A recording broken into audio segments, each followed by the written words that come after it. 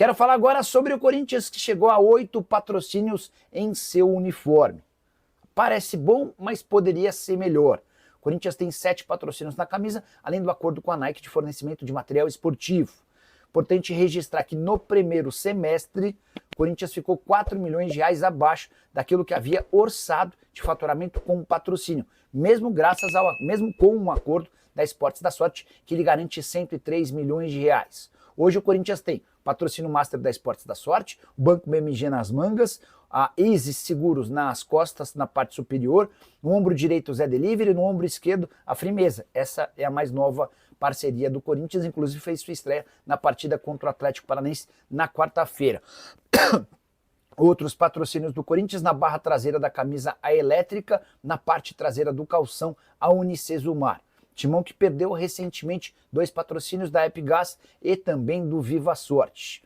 No primeiro semestre, Corinthians gerou uma receita com patrocínio de 96 milhões e 100 mil reais. O ponto é, o Timão calculava, planejava, havia orçado um faturamento de 100 milhões e 300 mil. Houve aí um gargalo, um buraco de 4 milhões de reais que vai tentar ser recuperado no segundo semestre. É também por isso que o presidente Osmar Stabile está atacando o mercado, buscando um novo patrocínio master, com a intenção de fazer ou se aproximar daquilo que fatura o Flamengo junto a Betano.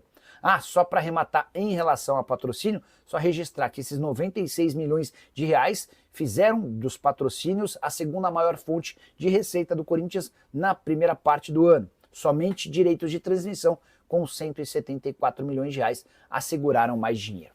Só para completar sobre o campo, Memphis Depay teve constatado edema muscular no músculo posterior da coxa direita.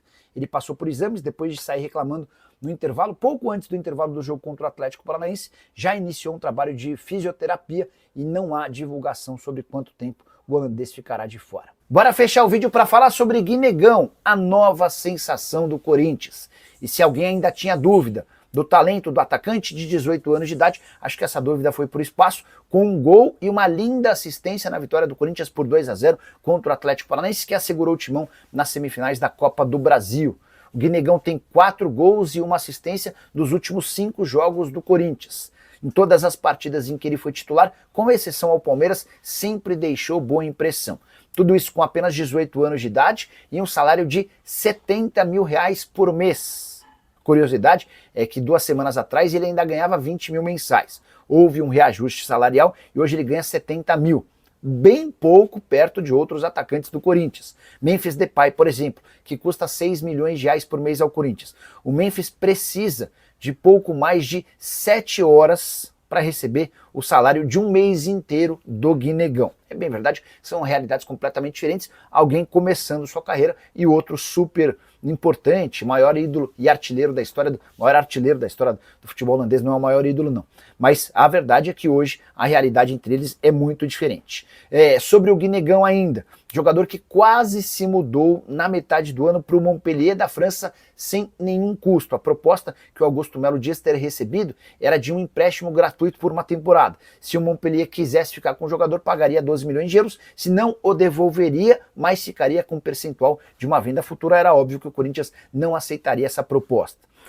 De pensar também que o Corinthians insistiu durante boa parte da temporada com Héctor Hernandes, Romero e Thales Magno, tendo o Guinegão como opção, foi um baita erro que acabou se apresentando com esse bom desempenho do Guinegão dos últimos jogos. Só para completar em relação ao Corinthians, classificação às semifinais assegura um Pix de quase 10 milhões de reais. Timão também segue vivo na briga por um título da Copa do Brasil. Corinthians que tem se especializado em chegar às semifinais desse torneio. Hugo Souza pegou seu 8º pênalti com a camisa do Corinthians. Enquanto vencia por 2-0, o Corinthians teve um pênalti contra si e o Hugo mais uma vez defendeu. Em relação ao Memphis Depay, que pediu para ser substituído no finalzinho do primeiro tempo, não há preocupação. O que se constatou foi apenas uma cãibra e ele, para evitar qualquer tipo de lesão, pediu para ser substituído. Semifinais da Copa do Brasil que voltam a acontecer apenas a partir de 10 de dezembro. E o Corinthians espera o vencedor do confronto entre Cruzeiro e Atlético para saber quem será seu adversário. Quero fechar o vídeo para falar sobre o Corinthians e te explicar em detalhes o que significam os resultados negativos apresentados pelo Timão do ponto de vista financeiro dos primeiros 6 meses do ano. O Corinthians divulgou seu balancete de janeiro a junho. em que se registrou um prejuízo de 60 milhões e 200 mil reais, ou seja, as receitas não foram capazes de cobrir as despesas em mais de 60 milhões de reais. E olha que o Timão havia previsto no seu orçamento um lucro de 2 milhões e 300 mil para esse período. A verdade é que as receitas foram de 380 milhões de reais, só que as despesas líquidas ultrapassaram 424 milhões de reais. Queria descrever quanto o Corinthians faturou com alguns dos seus principais itens. Foram 174 milhões com direitos de transmissão, 96 milhões com patrocínio, 63 milhões com bilheteria, 47 milhões com receitas da marca, além de 17 milhões de reais com sócio torcedor. A dívida bruta do Timão também cresceu. Ao fim do primeiro semestre de 2025, Corinthians devia 2 bilhões 637 milhões de reais, um crescimento de 69 milhões ao longo dos 9 primeiros meses do ano. Isso equivale a dizer que o Corinthians registrou um prejuízo superior a 10... Prejuízo não. O Corinthians registrou um aumento da sua dívida superior a 10 milhões de reais por mês, tá? A dívida na virada do ano era de 2 bilhões 568 milhões de reais. Só para completar, registrar que desses 2,6 bi que o Corinthians deve, 1 bilhão 962 milhões são dívidas do clube e o restante 675 milhões de dívidas com o estádio. E você, qual o futuro? O que pensa para que o Corinthians possa sair desse buraco? É SAF? É ter alguém organizado? Sério? Use o espaço para comentário e justifique a sua opinião, beleza? Só não esquece de deixar like, de se inscrever no canal. Quero te contar agora sobre o primeiro ano de Memphis Depay com a camisa corintiana e a possibilidade dele ir para a Arábia Saudita. Essa especulação surge nas últimas horas e dá para cravar. Não há nenhuma chance de o Memphis trocar o Corinthians por qualquer time da Liga Saudita. Isso porque a janela de inscrições por lá já está se encerrando e o Memphis nem sequer foi alvo de proposta oficial. Existe uma primeira sondagem, uma consulta para entender as condições, mas a verdade é que o atacante holandês não se empolgou.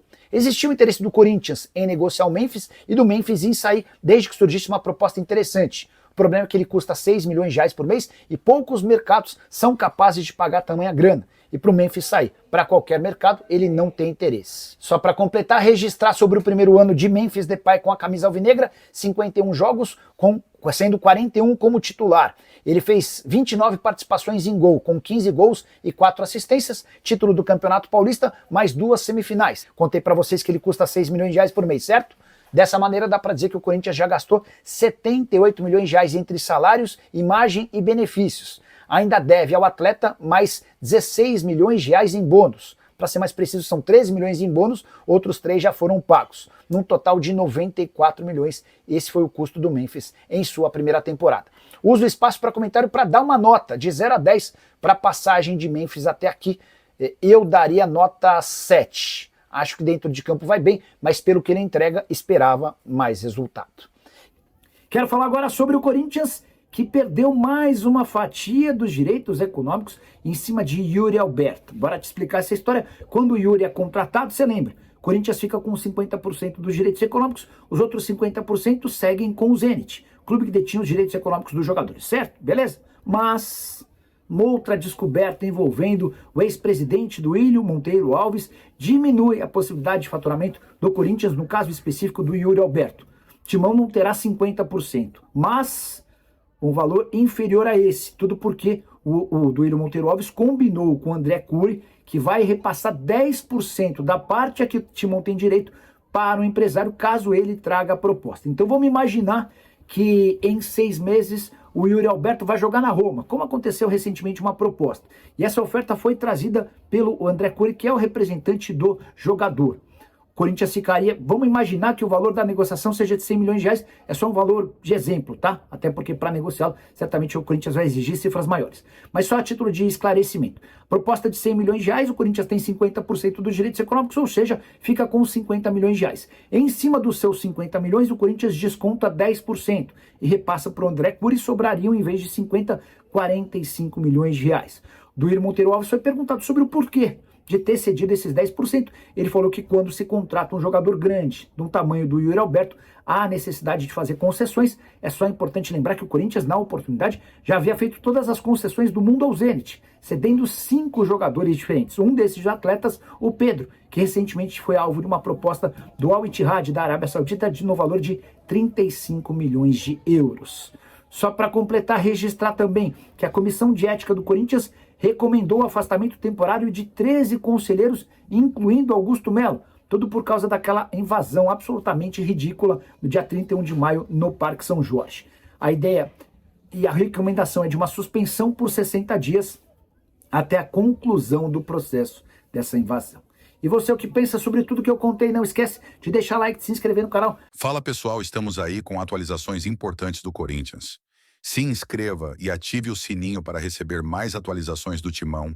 Deixe seu like, que é muito importante para o crescimento do canal. Utilize o espaço aqui embaixo para registrar sua opinião. Ficamos por aqui com mais esse giro de notícias. Um abraço e até o próximo vídeo.